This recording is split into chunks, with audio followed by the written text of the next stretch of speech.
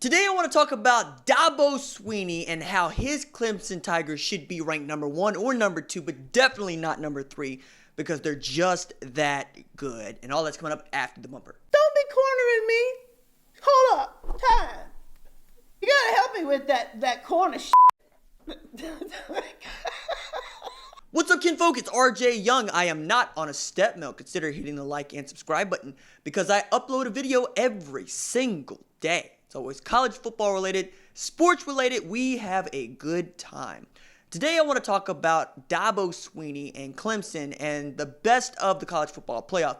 But first, I want to encourage you, sign up for my newsletter. If you do so between now and December 7th, you'll be entered to win the Hertz lamp. Looks like this. Ha!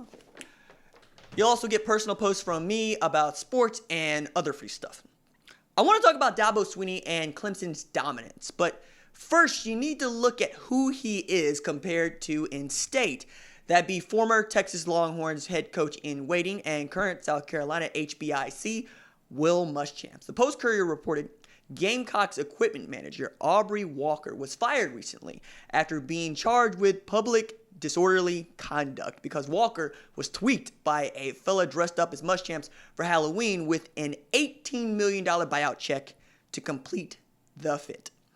In the memo space of the check, the word buyout was writ large, signed every Gamecock fan.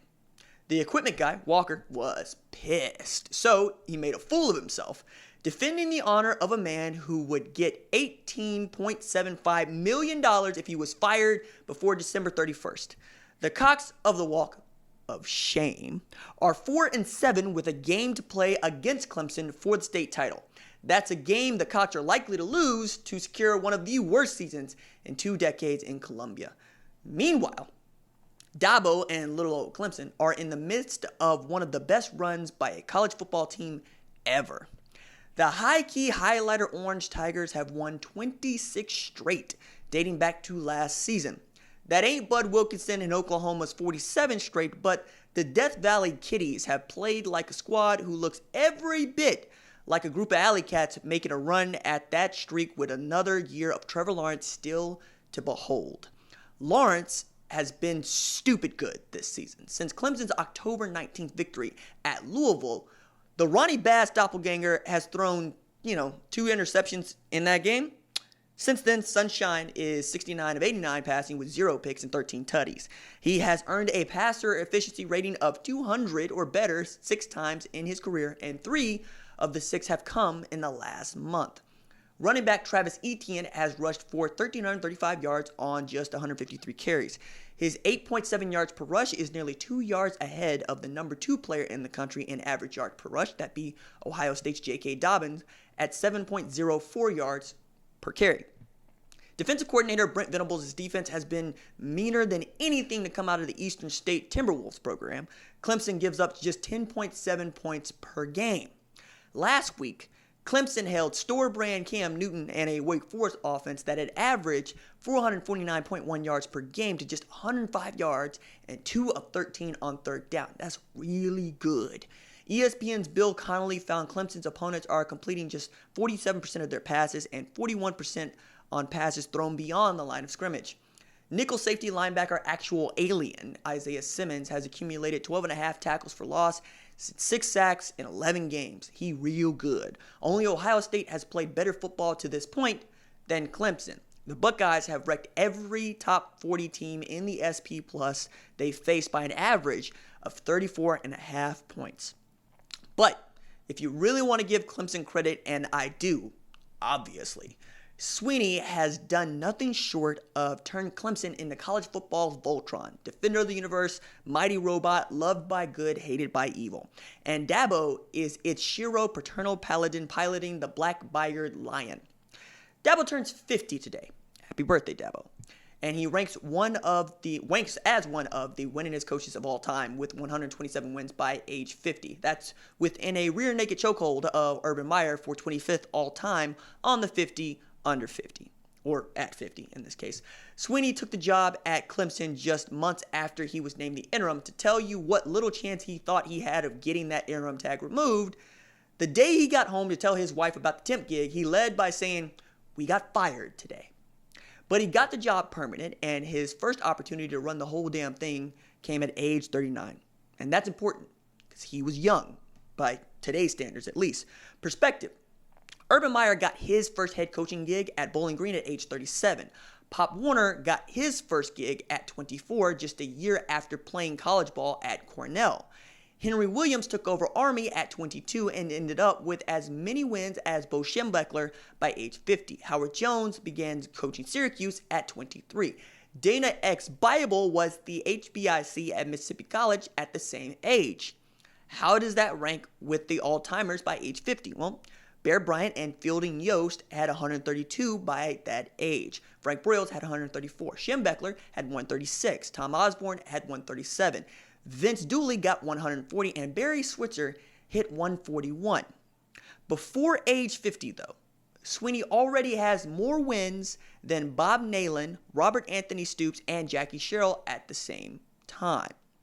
Lou Holtz earned 144 of his 249 total wins by age 50. Bud Wilkinson got out of the game before 50 and still got to 145. Darrell Royal got to 161, and holy crap, Pop Warner was running the game with 202 wins. But let's add to this. What makes Warner's win total so much more astounding is the fact that the OGs that are hearing this have been yelling at the screen for the past 2 minutes. Before the NCAA took over as college athletics, like a billionaire Russian oligarch with a lot of oil money and a penchant for buying Facebook ads, 7 to 10 9-game schedules were the norm back when the Rose Bowl was the only bowl game. Hence, it's called the dirty old granddaddy of them all. So we went from 1 in 1939 to 40 bowl games for 80 of the 130 FBS teams by 2015, with such regal names as Tax Slayer Gator Bowl, San Diego County Credit Union Holiday Bowl, Bad Boy Mowers Gasparilla Bowl, and Franklin American Mortgage Music City Bowl. And those are just the bowls that are being played this year. The 10-game schedule was the move in the 50s. By the 70s, most programs played the odd 11-game schedule. The cartel, also known as the NCAA, didn't approve 12-game regular seasons until I graduated high school in 2006. Then remember, the first ever conference championship game wasn't played, until 1992. We have the SEC to thank for that, and not a whole hell of a lot else. Again, by 2015, every league in major college football would have a title game. And that's before we begin to talk about this deformed entity we call a playoff for the national title, began with the garbage Bowl Championship Series in 98, when we used computers to tell us what we could have just as easily figured out by making like Leonard Huff and yelling, "Scoreboard! Scoreboard!" Yes, I love Major League back to the minors. All that led to a Dabo Swinney-led Clemson squad running the table 15-0 in 2018, which is a game short of an NFL regular season. But please, tell me again why FBS football is the only major sport without a full-scale tournament for the title. Because I'm actually Leonard Huff, terrorizing Gus Cantrell, yelling, "Scoreboard! Scoreboard!" Again, I love this movie.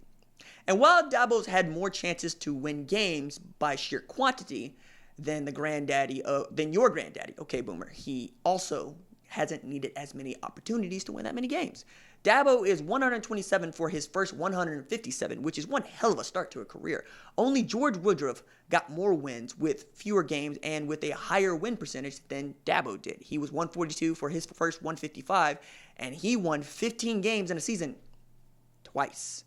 And now, with just South Carolina and the ACC championship game left to play, like Daenerys Targaryen atop her dragon at King's Landing, Dabo's once again got the college football world right where he wants it, bending the knee. All right, that's it for me. Deuces.